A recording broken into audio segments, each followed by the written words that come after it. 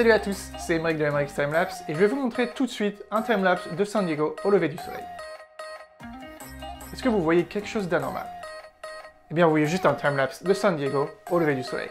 Mais si je fais ça, et ouais.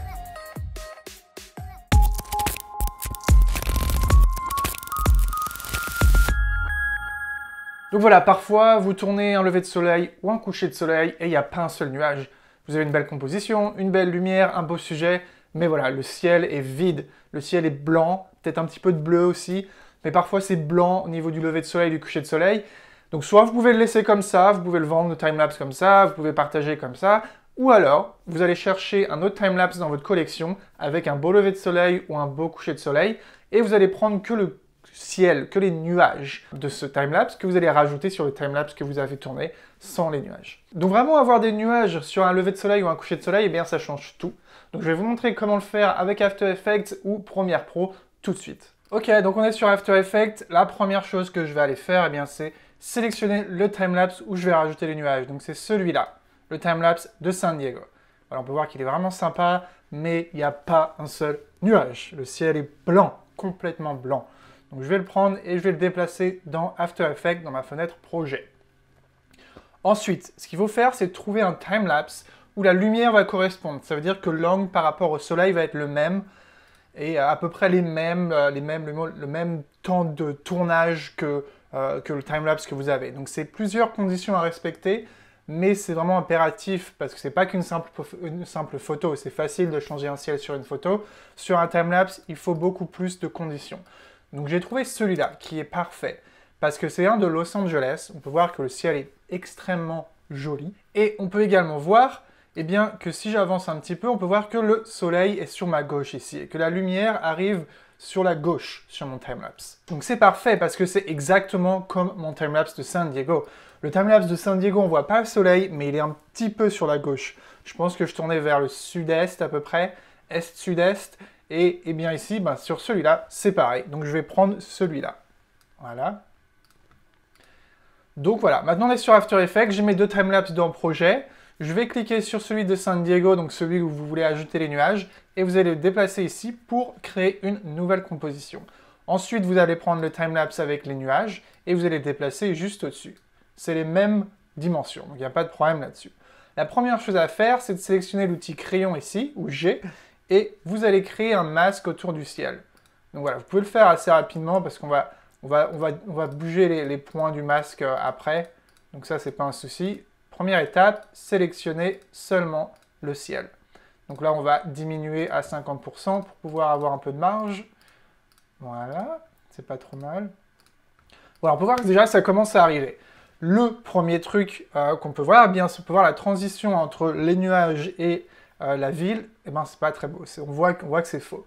Donc ce qu'on va vouloir faire, c'est aller cliquer ici dans Masque et dans Masque numéro 1, ou alors vous faites F directement sur votre clavier et vous avez ce qu'on appelle le Mask Feather. Donc ça va être la transition, le gradué de transition entre le masque et l'autre clip en dessous.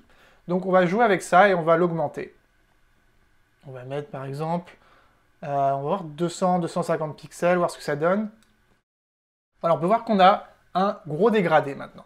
Donc ce que je vais faire, c'est que je vais changer mon clip, le premier clip, je vais les zoomer un petit peu à, disons, 105%. Comme ça, ça va me donner un peu de marge pour pouvoir bouger gauche-droite, haut et bas, sans avoir les lignes noires qui arrivent derrière. On n'a pas envie de ça. Donc maintenant, je vais pouvoir changer la position. Donc vous cliquez dans Transformer position et on va le monter. Donc on peut voir ce qui arrive là, c'est qu'on peut voir un peu de ville sur mon timelapse, des nuages. Donc ce que je vais faire, c'est que je vais bouger ces points, les points de mon masque, je vais les monter un petit peu vers le haut pour faire disparaître la ville, parce qu'on ne veut pas voir LA à San Diego, ça n'a aucun sens. Voilà. Si vous pouvez faire aussi, c'est diminuer un petit peu le dégradé si c'est un peu trop gros. Là, ce qu'on va essayer de faire, on va essayer de lui donner la même forme un petit peu que la montagne d'en dessous. Voilà, parfait. Là, on voit pas mal de nuages, on voit pas mal de villes ici aussi. Voilà, le but, c'est vraiment de créer un masque, une transition dégradée qui ne se voit pas, comme si c'était naturel. Voilà. Donc maintenant, c'est parfait. Je vais pouvoir rechanger la position. On va pouvoir le descendre un petit peu, comme j'ai un peu de marge. Là, ce qu'on peut voir, on peut voir un peu de nuages qui passent devant les montagnes, donc c'est pas très naturel. Donc on va monter encore un petit peu cela.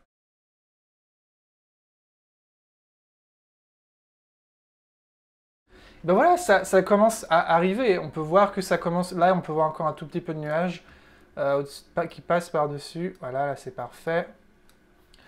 Et quand j'enlève, on peut voir qu'il y a quand même déjà un tout petit peu de rouge au niveau des montagnes sur mon timelapse de San Diego. Donc c'est parfait parce que ça va vraiment se mixer parfaitement avec mon timelapse de nuages.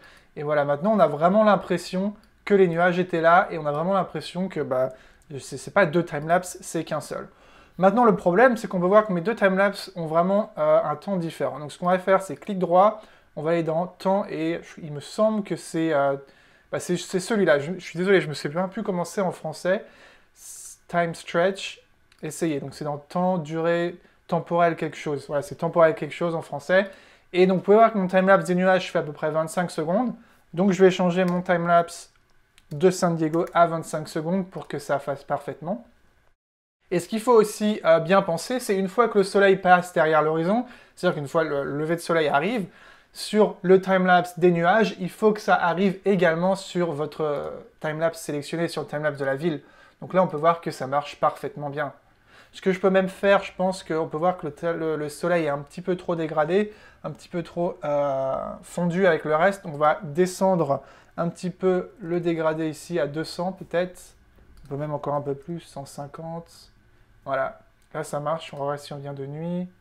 Eh bien c'est parfait maintenant, on peut voir que dès que le soleil arrive en fait sur mon timelapse, le soleil qui est là c'est le soleil des nuages, c'est pas le soleil de San Diego. Donc ça marche parfaitement. Si vous n'avez pas le soleil dans le shot, ça marche parfaitement. Il faut juste que les deux soient reliés, il faut juste que les deux soient au même moment, sinon ça marche pas. Et c'est pour ça que c'est plus dur de rajouter un ciel sur un timelapse que rajouter un ciel sur une photo. Vous aurez compris pourquoi, parce qu'il faut que les deux, il faut que la vitesse soit pareille, il faut que la lumière soit pareille, il faut que l'angle avec le soleil soit pareil. Il y a pas mal de conditions à respecter, mais si vous avez deux clips qui marchent comme ça, eh bien, ça marche vraiment bien.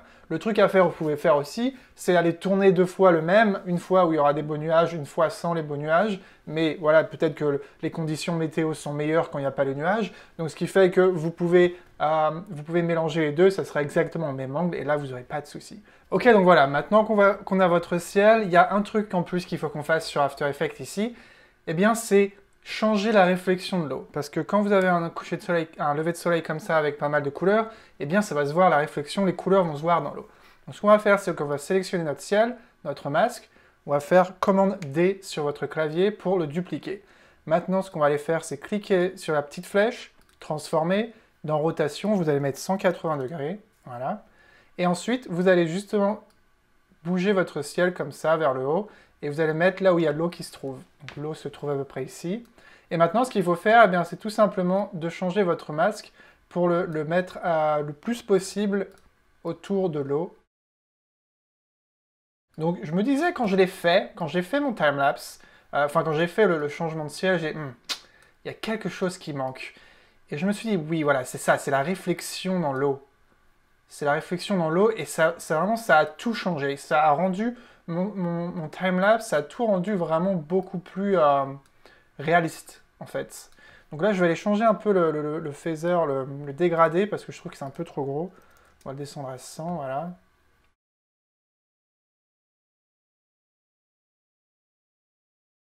Voilà, donc maintenant, ce que je vais aller faire, eh bien, c'est que je vais aller ajouter un effet, donc ça va être le flou gaussien. Donc vous allez chercher le flou, cliquez droit, et je pense qu'une petite valeur de 5, ça peut être pas mal.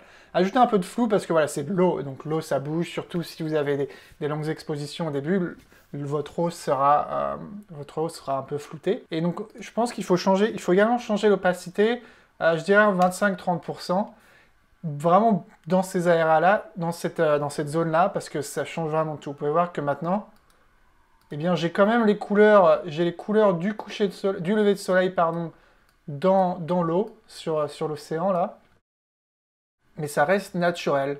C'est-à-dire que c'est pas trop. Donc ça c'est avec, et vous pouvez voir que c'est avant, eh bien on pouvait voir que c'était un petit peu plus fade. Maintenant on peut voir qu'il y a le orange et le rouge de mon ciel qui apparaît.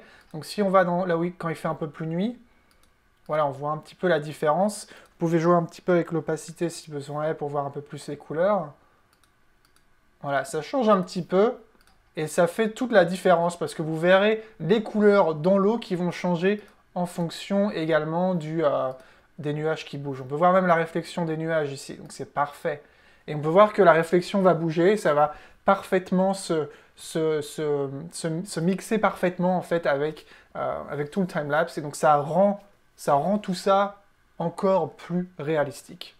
Ok, donc voilà, je suis sur Premiere Pro, j'ai mes deux timelapses qui sont ici, celui de San Diego, on va rajouter les nuages dessus, et celui de LA, où on va prendre le ciel. Donc je vais faire clic droit, nouvelle séquence depuis le clip sur mon timelapse de San Diego, voilà, et je vais aller dans séquence, séquence settings, les paramètres de la séquence, et 3840, je vais juste changer la dimension par 2160. Donc avant j'avais un 4K+, maintenant je vais le changer tout simplement en 4K pour tout simplement le tutoriel. On fait OK. Okay. Donc on peut voir que mon timelapse c'est un tout petit peu plus gros. Donc on va faire clic droit et mettre à l'échelle, comme ça repart directement à l'échelle de notre timeline. Voilà. Donc je vais rajouter ensuite mon timelapse de Los Angeles où on va prendre le ciel par-dessus. Ensuite je vais faire clic droit sur mon timelapse ici ou alors commande R pour avoir la durée et la vitesse. On va directement le changer à 25 secondes pour que les deux timelapses soient exactement à la même vitesse. Voilà. Ensuite je vais sélectionner mon timelapse de Los Angeles. Je vais aller dans le contrôle des effets, et dans opacité ici, vous avez un petit crayon. Donc vous pouvez créer un masque autour de votre ciel. Donc c'est ce qu'on va faire ici.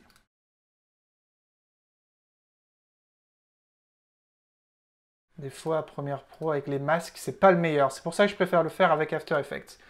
Voilà, maintenant je vais faire comme sur After Effects, je vais zoomer à 105% pour avoir un tout petit peu de marge. Et on va faire pareil, on va aller en Phaser ici, donc c'est le gradué, la transition. Sur les bords, et on va l'augmenter, pareil comme sur After Effects. On peut voir que ça commence à arriver. Voilà, on va aller dans à peu près 200, ça devrait être pas trop mal.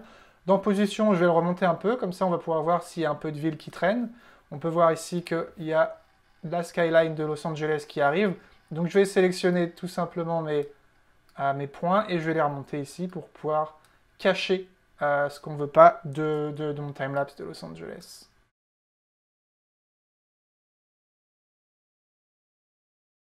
Voilà, ça c'est pas trop mal. J'essaie de faire à peu près la même forme que les montagnes. Et maintenant on va pouvoir le redescendre un petit peu. Voilà, pas trop. J'ai même envie d'avoir un peu plus de nuages. On peut voir que maintenant mes nuages sont un peu par-dessus les montagnes de San Diego. Donc ce qu'on va faire, c'est qu'on va remonter encore un peu pour vraiment voir un fondu parfait comme si ces nuages étaient déjà présents. Vous avez compris le principe, hein. Il faut vraiment jouer avec les fondus, avec votre masque, et vous aurez vraiment un truc vraiment sympathique. Voilà, je pense que c'est pas mal déjà. Vous voyez, vraiment en 2 minutes, avant, après.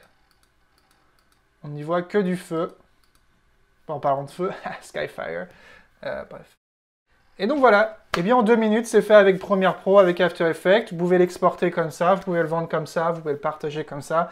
Et vraiment, ça rend une qualité vraiment meilleure. Ça rajoute quelque chose sur vos timelapses, d'avoir des nuages. Donc je ne pouvais pas laisser ce timelapse de San Diego, il était parfait, il était très joli avec la lumière et le sujet. Donc je voulais vraiment rajouter des nuages, et vraiment vous pouvez voir que ça change tout. Donc voilà, c'est comme ça qu'on fait avec Premiere Pro. Je ne vais pas vous montrer comment faire la réflexion dans l'eau avec Premiere Pro. C'est pareil, hein, vous dupliquez votre casque, vous faites 180 degrés rotation, changez le masque autour de l'eau, mettez un petit flou gaussien et réduisez l'opacité à 25-35%, et vous aurez un timelapse exactement pareil. Vous n'aurez que After Effects. Donc voilà le timelapse final. Je trouve que vraiment ça change tout. Prenez le temps de faire des petits trucs comme ça. Ça montre un peu, c'est de la créativité, voilà. C'est de la créativité en plus sur vos timelapses, et moi je trouve ça amusant. Voilà, c'est la fin de cette vidéo. Si vous avez des questions sur ce tutoriel, n'hésitez pas à me laisser un commentaire ci-dessous. N'oubliez pas de vous abonner également à ma chaîne YouTube. J'essaye d'atteindre 10 000 abonnés avant la fin de l'année. Je ne sais pas si elle va le faire, là je suis à peu près à 6 700. Mais voilà, abonnez-vous parce que je poste du contenu timelapse régulièrement en français. Et moi, je vous vois dans la prochaine vidéo. Au revoir.